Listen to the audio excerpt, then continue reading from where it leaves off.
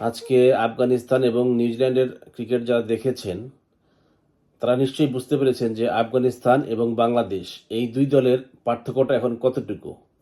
আজকে আফগানিস্তান যে ধরনের ক্রিকেট খেলেছে সেটা এক কথায় ওয়ার্ল্ড ক্লাস ক্রিকেট তারা খেলেছে।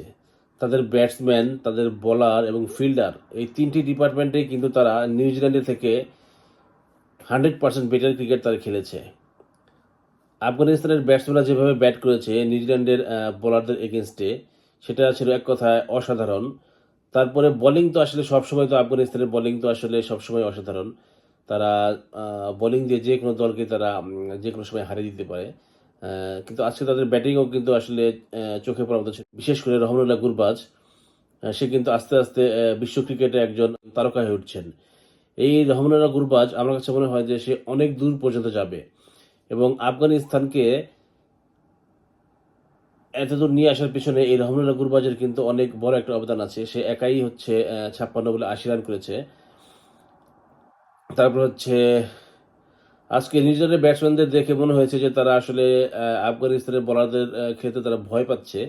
তারা প্রথম থেকেই যেরকম স্ট্রাগল করছিল আফগানিস্তানের বোলারদের খেলতে, বিশেষ করে ফজলুল হক ফারুকিকে তারা খেলতেই পারছিল না, এই পেস বোলারকে। তারপরে যখন রশিদ খান আসলো, রশিদ খান আসার পরেই নিউজিল্যান্ডের ব্যাটিং লাইন আপ যেন একদম তাসের ঘরের মতো একদম চুরমার করে ভেঙে পড়লো। আফগানিস্তানের বোলারদের সামনে নিউজিল্যান্ডের ব্যাটসম্যান একদম অসহায় ছিলেন, তাদের কিছুই করার ছিল না। আসলে এই আফগানিস্তান টিমকে এখন আসলে বিশেষ করে টি-20-তে ছোট করে দেখার কোনো অবকাশ নেই। আফগানিস্তানের এই দলে আমার মনে হয় যে কয়জন প্লেয়ার আছে তারা নিয়মিত আইপিএল খেলছেন। এখানে আছে হচ্ছে রহমানুল্লাহ গুরবাজ, তারপরে আছেন মোহাম্মদ নবী, তারপরে আছেন রশিদ খান, তারপর হচ্ছে মুজিবুর রহমান, তারপরে নূর আলী জাদরান, তারপরে আছে গুলবদিন নায়েব। 6 জন, এই 6 জন প্লেয়ার, নাভিনুল হক 7 জন।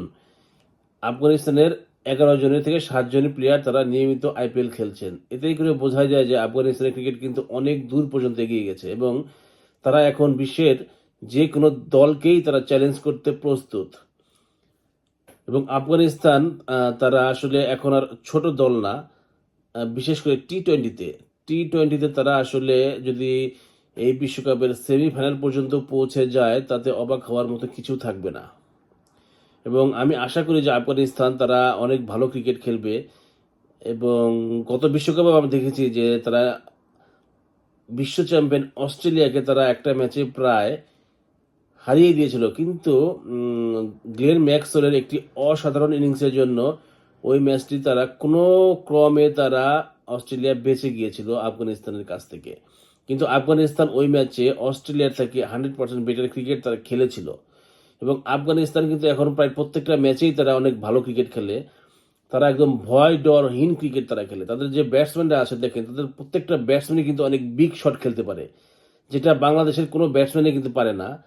তারপরে ওদের যে বোলার আছে প্রত্যেকটা বোলার কিন্তু ওয়ার্ল্ড ক্লাস বোলার।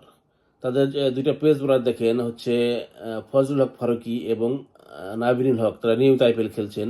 তাদের স্পিনার দেখেন রশিদ খান, নূর আলী জাদরান, তারপরে হচ্ছে মুজিবুর রহমান, মোহাম্মদ নবী, এই 4 জন তারা নিয়মিত আইপিএল খেলছেন। তো এখন আসলে আফগানিস্তান, দেখা যাক যে আফগানিস্তান তারা কত দূর পর্যন্ত যেতে পারে এই টি-20 বিশ্বকাপে।